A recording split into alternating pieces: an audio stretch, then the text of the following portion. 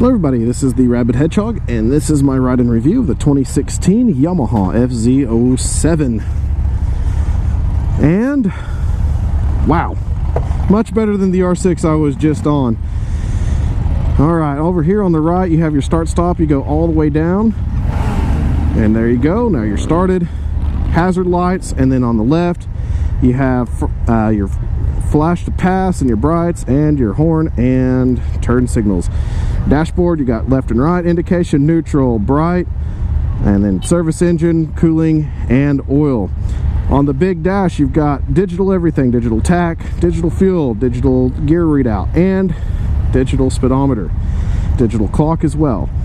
You have air temperature, which I doubt it's 111. I pray it's not, because that would just be too hot. And then you've got 201 on the engine temperature, 15.6 miles per gallon average. So pretty cool. Miles per gallon averages, and then your trip odometer. So got a few options there. Alrighty. Oh, this is a much better bike than the R6 when it comes to the position. Oh, I love Sport Nakeds. They're much better. So much more comfortable. I can get used to this. Just looking around, I mean, I love the simplicity of this. I mean, it's like having the Suzuki as well, the GSX-S 1000. Nice, simple control scheme. The mirrors on this one, very nicely done here.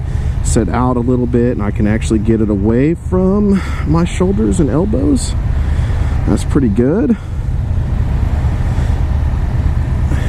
Chassis is very light. Very footable when you're stopped. Very good little bike so far. Now, unlike the XSR, this particular one does not have any sort of drive modes or anything. Holy cow, this one's much smoother than the XSR. I guess it's because of the difference in power. It just took off a lot smoother and more refined. Uh-oh, you okay there, bud? Okay. You weren't expecting him to pull back, were you? Alright. Sorry, I've got a friend that's up ahead of me, and I'll be talking to him. He's on the Bolt R spec. So, I might get his opinion on the R spec here in a moment.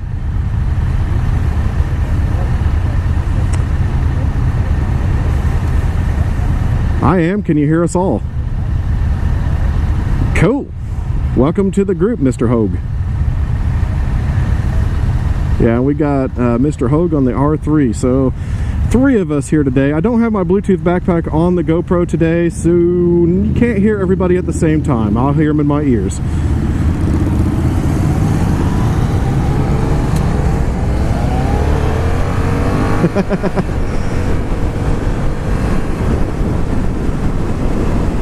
I think the clutch on the FZ-07 is actually really good. Whenever I'm using it, it really engages and disengages really easily. Very, very smooth engagement and disengagement. Transmission is actually extremely well built as well. So far, all the Yamahas I've rode today, all the transmissions have been fantastic.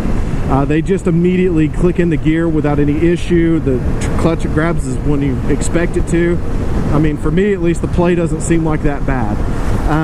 Throttle positioning on the FZ-07, very good feeling. It's a very accurate feeling bike. Whenever you pull the throttle, you get the exact response that you're expecting. I love the way it sits. Oh my gosh, this thing is wonderfully comfortable. I mean, I just got off the R6 where I felt like I was like an origami piece of paper being crumpled up, but this is awesome. Much better. You sit way upright. Your arms are down and bent. It's almost like a cruiser riding position until you get to the bottom half where you have the standard position on the pegs.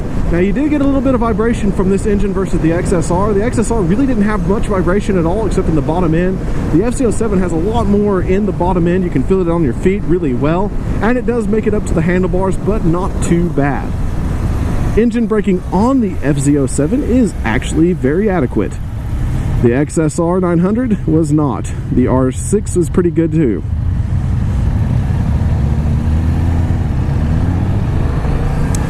Love it when people wave us on. Yeah, I know. while they're waiting. I didn't have to stop. I'm just sitting here standing up. Yes, Ryan is in front of you. Congratulations for noticing.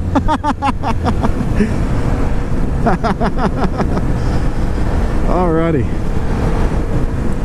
Yeah, I really like the FZ-07. The seat is absolutely comfortable. I think if you go against like the GSXS 750 or the 1000, I mean, this one is a lot better seating position than both of those. It's not as aggressive as those two. It's just perfect. I mean, I feel so natural on this bike. Just naturally planted. I feel like I'm part of the chassis itself. I know I can't do the back and forth thing that I like to do, but this is a very nimble chassis. The suspension on this bike is super good too. It's not overly tight, it's not overly soft. It goes over the bumps perfectly. I mean, we're on a nice broken road here, as you can tell, and it just hits those things and just goes right over. And I'm not going to use all the gears. Well, I guess I might as well. Let's try it. I'm in 6th gear now. 6th gear at around 50 miles an hour is going to be very boggy, so you don't want to do that. This bike is definitely more of a mid-range style, so you definitely want to get down in the gears. More around the city, you'll probably be using 1 through 3, and then you're going to be using the back other parts for any highway driving. Whee! I think that puddle's finally starting to dry out, at least there.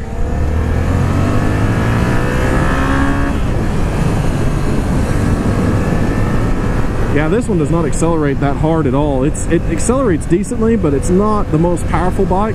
I actually, I want to say the GSXS does a little bit better. Once again, though, it is a 750, not a smaller bike like this one. This one's just a 700. But this one is a very good, well-balanced bike. I love the readability of the gauge cluster. Everything, I mean, everything's perfect on this bike. Golly. Super comfortable.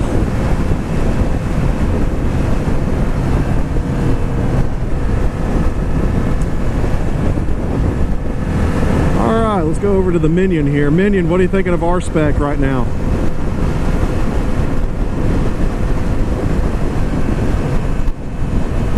He's reporting that it's a very powerful, it's a 950 V-twin, and it does have some decent power on it. I have ridden them, and I didn't have any problem with the engine. I just had some problem with the comfort overall. And then, how's the turning and everything on it?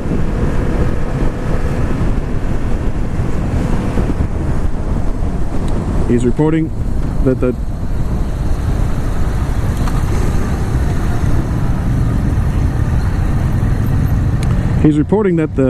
turning and everything's really comfortable. He is a little bit concerned because he can't quite get his legs around the tank. And the bolt, they do have kind of a weird little system on the engine. It has a little standoff there between it. And it does kind of give for a disheartening feeling if you like to grip the tank, but you get used to it eventually. All right, Mr. Hogue, how's the R3?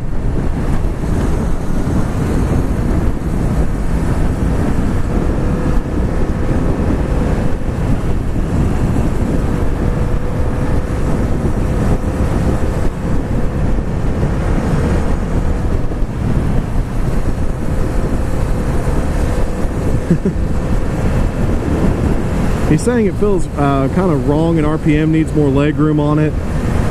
So it's pretty, I mean, I don't know. I need to ride an R3. I don't know if I'll do it today. But I know the Ninja 300, which is very similar. It had decent leg room. It was a taller bike. Oh, we got a squirrel right in the middle of us. Hilarious. But he said in the higher RPMs, it just didn't feel right. He's in about 3rd gear right now. It says it's extremely vibrating.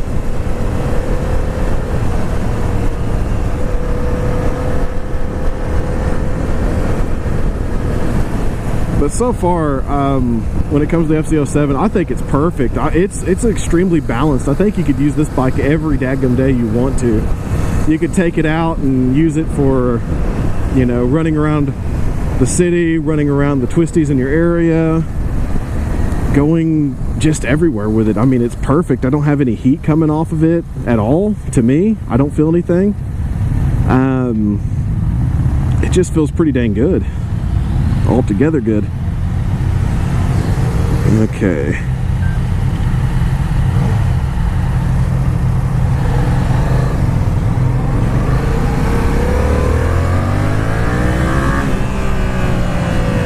Yeah, this thing feels dang good. So overall, when it comes to the FZ-07, I do have to approve this bike for sure. Definitely. I mean, it is the every bike. Even a beginner can use it because the power is so well delivered. So at any rate, this is the Rabid Hedgehog. If you have any more questions about the FZ-07 2016 model, let me know in the comments below and I'll be happy to get back with you on that. Like I said, this bike is just absolutely darn perfect for just about everything. It's one of the finest balanced bikes I've ever been on. I mean, it's perfectly seated, perfectly positioned. Everything's just perfect on it. At any rate, we'll catch you on the next review, folks.